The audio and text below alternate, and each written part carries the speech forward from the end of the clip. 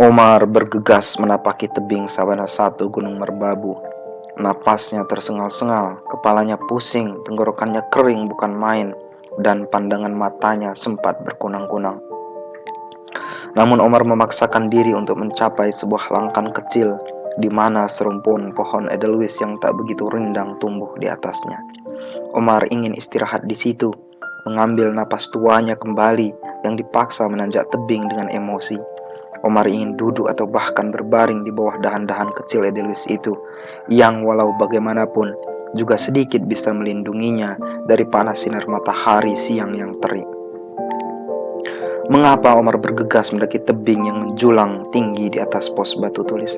Bukankah ia sendiri tahu bahwa mendaki tebing seperti itu dengan cara terburu-buru tanpa ritme dan jeda bisa membuatnya mati kelelahan? Bukankah Omar sudah sangat paham prosedural dan irama mendaki tebing yang terjal dalam kondisi ransel penuh di punggung? Bergegas, terburu-buru, memaksakan diri sama sekali bukan cara yang baik. Alih-alih untuk membuat perjalanan menjadi cepat dan ringkas, cara seperti itu justru sangat berbahaya dan berisiko. Benarkah ia sedang bergegas untuk mencapai sabana satu Gunung Merbabu? Atau benar jugakah jika ia tak mau berhenti terlampau lama di pos batu tulis dan mengobrol bersama abinya Silva karena ia takut jadi malas berjalan lagi karena merasa keenakan beristirahat di sana? Benarkah semua alasan logis dan nampak sangat bisa diterima itu yang menjadi dasar bergegasnya Omar melangkah mendaki yang membuat napasnya memburu satu-satu dan hampir saja putus? Ternyata tidak. Hakikatnya bukan karena itu semua, bukan karena selari alasan yang coba ia kembangkan dalam pikirannya barusan. Ada alasan yang lebih emosional, alasan yang lebih meremas perasaan dan pikirannya, yang kemudian membuat ia terburu meneruskan langkah. Begitu mencapai langkan di mana pohon edelweiss itu tumbuh, Omar melepas ranselnya. Ia duduk berbaring, mengembalikan lagi irama nafasnya yang seolah nyaris terlepas. Botol minuman yang terselip di samping ransel ia ambil dengan cepat, dan ia teguk hampir seperempat isinya. Jelas apa yang dilakukan oleh Omar adalah sebuah dorongan emosi yang membuatnya telah melanggar beberapa teknis dan prosedural hiking yang baik, yang selama ini ia selalu praktikkan saat melakukan perjalanan bertualang bersama Sabia. Ya, itulah jawabannya. Semua emosi campur aduk dan irama langkah bodoh yang Omar lakukan pada beberapa ratus meter terakhir adalah karena perasaannya yang kembali teringat akan Sabia. Sabia yang seolah menjelma dalam diri anak kecil bernama Silva. Sabia yang seolah baru saja menjejeri langkah Omar. Sabia yang seolah baru saja menggenggam jemari Omar. Sabia yang minta untuk dituntun melangkah. Sabia yang menatapnya dengan tatapan tanda tanya dan kepolosan. Sabia yang cerdas dan cekatan. Sabia yang memiliki jiwa penuh ingin tahu. Dan Sabia yang terpancar dari rona wajah gadis kecil bertopi kuning bernama Silva. Silva dan Sabia memiliki begitu banyak kemiripan. Perasaan Omar setidaknya meneriakinya demikian. Sabia pintar dan cerdas, sama halnya dengan Silva. Sabia cantik dan lincah, Silva pun demikian. Sabia tangguh dan kuat, Silva pun juga tak jauh berbeda. Sabia dipenuhi tekad dan semangat pantang menyerah, dan Silva sejauh ini memiliki karakter yang serupa dalam penilaian Omar. Omar seharusnya bisa menikmati kebersamaannya bersama Silva sebagai sebuah hadiah dari Tuhan untuk mengingat keindahan kenangan ia bersama Sabia. Tapi ternyata tidak bisa demikian. Torehan kebangkitan kenangan itu justru membuat luka dalam dadanya teriris lebih dalam. Kehadiran Silva, abinya, uminya, kakak perempuannya, dan keromantisan sebuah keluarga yang mereka tunjukkan di atas tebing-tebing Merbabu telah menggoreskan luka dalam benak Omar. Luka yang hadir bukan karena kecemburuan, luka yang muncul bukan karena iri dan dengki, namun luka yang terbit karena badai penyesalan yang tajam.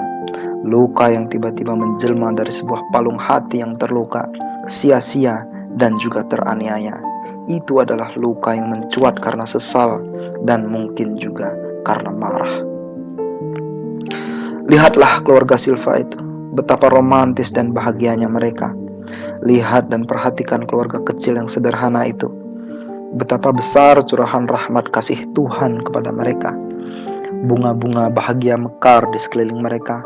Kupu-kupu keceriaan aneka warna terbang mengintari mereka. Burung-burung bersiul, ulat-ulat bernyanyi, tanah-tanah berdesis riang, daun-daun bergoyang senang. Lihat betapa besar anugerah Tuhan untuk keluarga itu. Perhatikan bagaimana besarnya kasih semesta untuk mereka. Mereka keluarga yang sederhana. Mereka bukan keluarga yang kaya raya. Omar dapat melihat itu dari penampilan mereka. Abi Silpa menggunakan perlengkapan mendaki yang biasa. Tas ransel yang menempel di punggungnya jauh lebih murah daripada yang ada di punggung Omar. Sepatu gunungnya juga nampak sudah tidak begitu bagus. Bahkan mata elang Omar yang jeli sempat menemukan jahitan tambalan kecil pada bagian jaket yang dikenakan pria yang menjadi ayah bagi Silva itu. Tapi lihat bagaimana pria itu demikian bahagianya. Ia memiliki 2 orang anak gadis yang cantik dan cerdas. Ia ditemani oleh seorang istri berjilbab yang penuh kasih sayang, yang membukakan tutup botol air minum untuknya, yang menyeka keringatnya dengan mesra, bahkan mungkin yang menambal pula jaketnya yang robek kecil itu dengan tarian jarum dan benang penuh cinta. Abi Silva sangat bahagia. Matanya bercahaya menyinarkan rasa senang dan syukur dalam hatinya. Ransel murahnya bisa jadi memang tidak nyaman karena dibebani oleh perlengkapan yang berat. Namun senyum manis Silva, tawa riang anak sulungnya, dan sandaran manja istrinya yang cantik adalah hal yang tak ternilai harganya. Dan kebahagiaan seperti yang ditunjukkan oleh Abi Silpa dan keluarganya adalah hal yang tampaknya tak terbeli oleh Omar selama ini, sebanyak apapun uang yang ia miliki. Dan pada dasarnya perasaan itu adalah hal yang paling kuat mendorong Omar untuk melangkah lebih cepat. Kebahagiaan keluarga Silva yang sederhana, tawa riang mereka dalam canda dan rasa lelah, senyum menawan Silva, kepatuhan dan kecintaan yang dipertontonkan oleh Ibu Silva kepada suaminya telah mementaskan drama yang pilu dalam hati terdalam Omar. Semua pentas kebahagiaan drama keluarga yang sederhana itu telah mencungkil bongkahan-bongkahan sesal yang selama ini bahkan tidak begitu digubris oleh Omar. Mengapa keluarga saya tidak bisa seperti itu? Mengapa tidak Mala yang menjadi perempuan setia pengiring langkah suami seperti yang ditunjukkan oleh istri pada suaminya di atas tebing-tebing jalur pendakian Gunung Merbabu ini? Mengapa ia tidak bisa seperti pria beruntung yang menjadi Abi Silpa itu, yang melangkah dengan senyum, yang tertawa dengan lepas, yang keringatnya diseka oleh istrinya tercinta, yang ketika ia minum, istrinya meminta minum lebih dulu, namun belum sampai isi botol itu menyentuh bibir Umi Silpa, kesempatan melepas dahaga itu didahului oleh kakaknya, yang kemudian semuanya berakhir dengan derai tawa bahagia sebuah keluarga. Mengapa ia, Mala dan juga Sabia tidak pernah merasakan hal yang sedemikian rupa?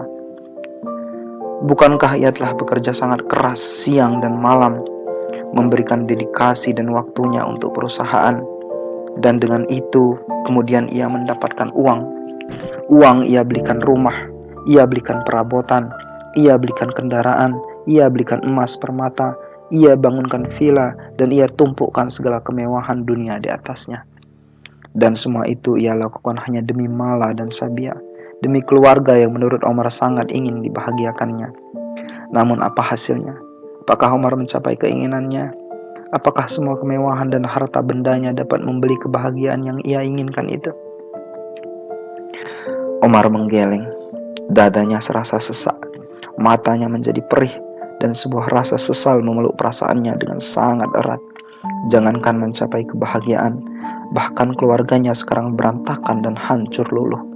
Jangankan bisa menciptakan kebahagiaan bagi Mala dan Sabia, bahkan ia sekarang bercerai dengan Mala dan juga kehilangan Sabia. Nampaknya Omar merasa bahwa ia telah salah menempatkan prioritas dalam kehidupannya selama ini. Keputusannya untuk menomorsatukan pekerjaan dan mengumpulkan harta kekayaan telah membuatnya mengalami kebutaan dalam mengidentifikasi pemaknaan sesungguhnya dari tarian kehidupan. Omar kira ia dapat membeli kebahagiaan dengan uang yang ia miliki. Omar sangka bahwa ia dapat dengan mudah nantinya menukar senyum, kasih sayang, tawa dan canda, keriang-gembiraan dan kedamaian hati dengan setumpuk emas dan properti yang ia kuasai. Dan Omar berpikir sebelumnya, ia dapat dengan mudah nantinya menghadirkan sebuah keluarga yang sakinah dan penuh cinta setelah semua pencapaian pekerjaan dan obsesi dalam karirnya menjadi kenyataan. Setelah uangnya menggunung, emas permatanya bertabur, kendaraan mewahnya berbaris rapi, serta semua kemewahan dan kemegahan dunia bisa ia kuasai dalam genggamannya. Namun ternyata tidak demikian faktanya. Uang memang sangat berharga, harta memang sangat bernilai, tapi tidak semua hal dalam kehidupan dunia ini dapat dibeli dengan uang. Tidak segala sesuatunya dapat diukur dengan emas dan permata. Uang memang membantu manusia untuk keluar dari permasalahan mereka. Uang memang dapat membantu orang untuk mengusahakan kebahagiaan dalam hidupnya. Uang memang dapat menjadi sarana dan alat bagi seseorang untuk menghadiahkan sebuah kehidupan yang berkecukupan bagi manusia. Akan tetapi uang bukanlah kehidupan itu sendiri. Uang bukanlah hakikat dari kebahagiaan, dan uang bukan pula dasar dari sebuah pemaknaan akan kedamaian. Uang dan harta hanya alat, hanya sarana, yang jika diartikan dengan tepat dan terarah, memang akan membantu manusia untuk mencapai kualitas hidup bahagia. Namun apabila uang dimaknai dengan cara yang salah, alih-alih akan membuat bahagia, uang dan harta dapat menjelma menjadi momok neraka dan kehancuran bagi manusia. Dan itu pula nampaknya yang telah terjadi dengan Omar selama ini.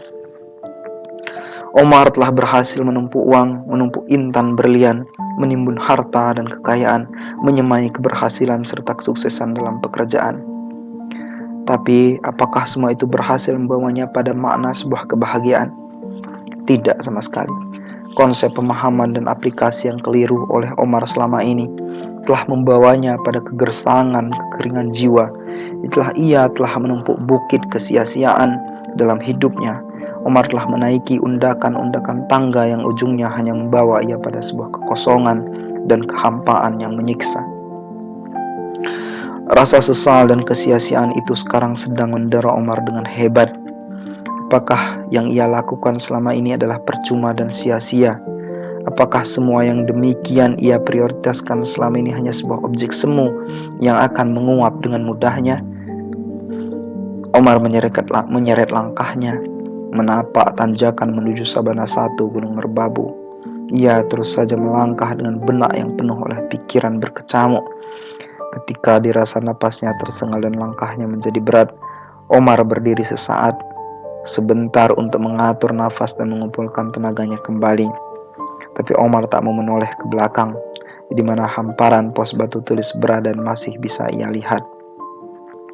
Ada keluarga Silva yang masih bercanda riang gembira di sana, dan Omar sama sekali tak memiliki ketertarikan untuk memperpanjang kehadirannya dalam keluarga yang bahagia itu.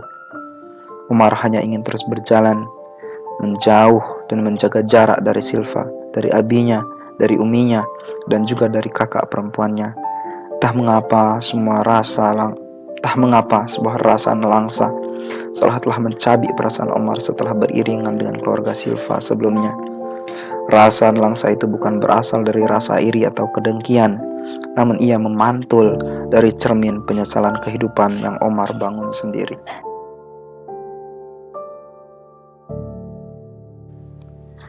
Buku MMA Trial, halaman 177 sampai halaman 184.